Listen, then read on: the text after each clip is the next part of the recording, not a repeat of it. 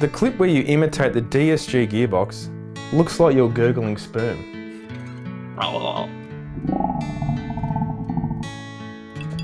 Sounds like he's talking from personal experience.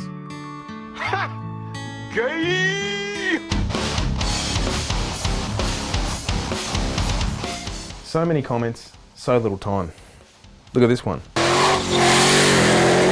Fucking slow for the initial cost of the bucket, and to only run that time after more money on the mods, I'd fucking hang myself. I just want one.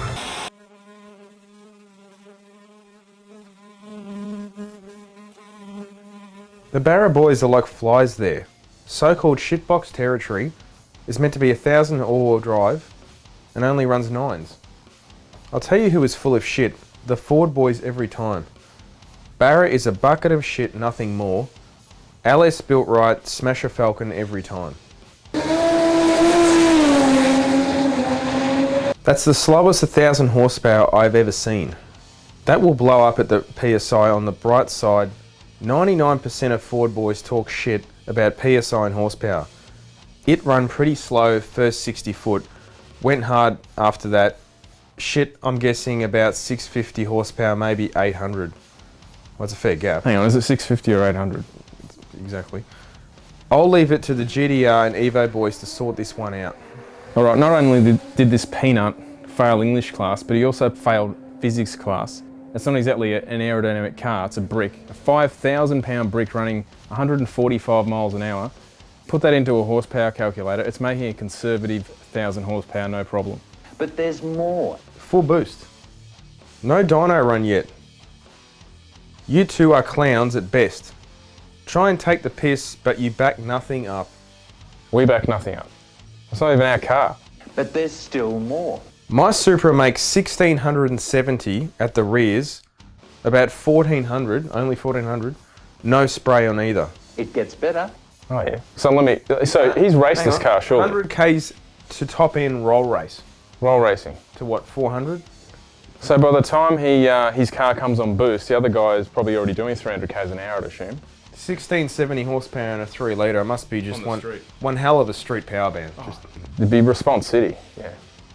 Be nearly as laggy as my Subaru. But I know you want more. Full boost. Let's make it interesting. 25G on the roll race to top end. Let's see what you have. 25G? Let's just make it 100 grand. Come on, 100 grand. 100 grand and I'll bring my 3,000 horsepower Barra. Let's see who has the top end run. Maybe one of us will hit 500 k's an hour. And we'll just wait and see what this Supra looks like. Actually, no, I've actually got a picture of it. Oh, you have? Yeah. Oh, another noisy car.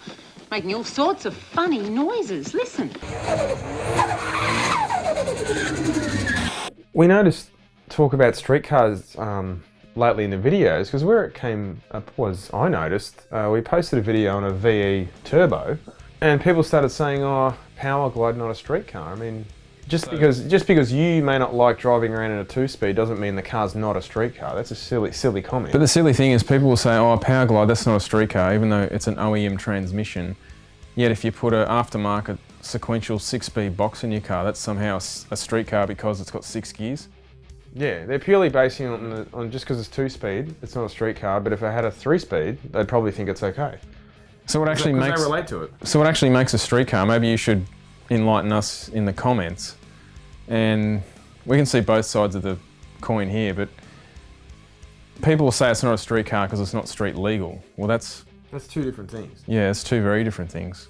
Most modified cars, you know, you get say a turbocharged car, do a handful of intake and exhaust mods, and technically it's not street legal. And as soon as you put coilover suspension, which a lot of people do in many cars, that's not roadworthy. I don't think people realise what's roadworthy and what isn't. You don't have to do much to a car and it's technically unroadworthy, but that doesn't mean it's not safe. No, I mean the best street cars we see out there are the ones that have been built right and also engineered. Yeah, engineered's a big thing because at least it's been checked over and it's been passed and it's legally able to drive on the road. But then you get at the other side and you say, well, it's got a roll cage, therefore it's not legal, but at the same time, you can't race it without the roll cage.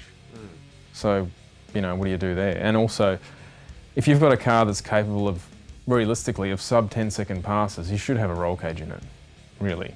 Especially an older car, they've got no safety. Like a VL turbo, you might as well have yourself wrapped in alfoil. Yeah, the thing will fold in like a tin can if it has an accident, so compared to the new cars. Yeah, I know, you've got airbags and everything else. For a street car to run a time, you should pull up to the track.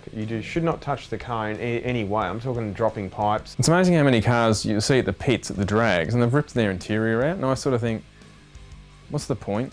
Like, just turn up. I can understand you might change your tyres on a rear-wheel drive car, a two-wheel drive car, because you're just never going to get it down the track. But ripping half the car out to save weight, it's sort of pointless, because then you put it back to effectively street trim, and it's not really that quick, is it? No. I mean, they're pulling everything out of the car. Like, they don't even have a passenger seat in the car. I mean, you don't drive around like that.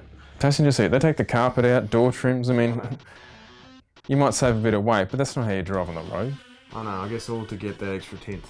I think one of the more impressive street cars we've seen in the last few years is Nemza's F6.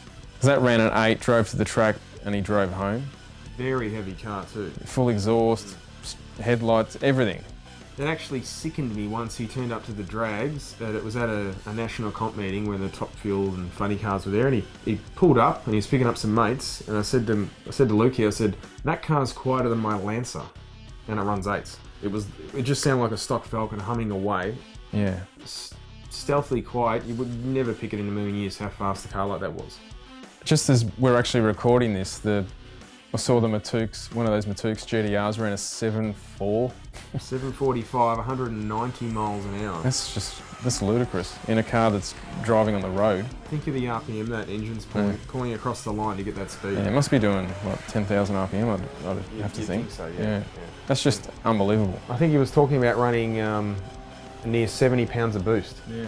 And 1,700 wheel horsepower. Yeah, from what, 6-cylinder, what is it, about a 3-litre engine? 3.2 something like that? Or something, 3.2 is it? It's pretty incredible, 150 mile an hour to the 8th mile. Yeah, so that's, for people who don't really follow drag racing, it's 150 miles an hour in 200 metres from a standing start. It's pretty phenomenal. Almost as quick as a Tesla. Almost. So it's been a big week in the terms of Sport Compact in Australia at the Winter Nationals at Willowbank Raceway, which is in Queensland, for those who don't know. Yeah, they in Australia, we saw the quickest side-by-side pass by Sport Compact. Rod Harvey, his 2JZ Celica, ran the first 5-second pass in Australia with a 590 at 39 miles an hour. And Scott Porter, in the VQ35 Nissan 350, he went a 608 at 241. So side-by-side, almost, well, 1 5-second and almost a second 5-second pass. Pretty incredible. That Nissan has just moved to a single turbo setup. It used to be twin turbo for a long time. That runs, billet VQ35 engine, yeah, V6. I mean, that pass would have surely made people stand up and notice the, your traditional blower, door slammer style crowd, just how fast these cars are for engines that are a third of the size, And also Nicky Hepburn's Toyota 86. That's got a D-stroked, is it a 1FZ? A 1FZ, a 4 litre. I think it's a Land Cruiser engine, but it's only 4 litres now. That ran at 690, was it a 698? 698, 196 miles an hour out of a radial.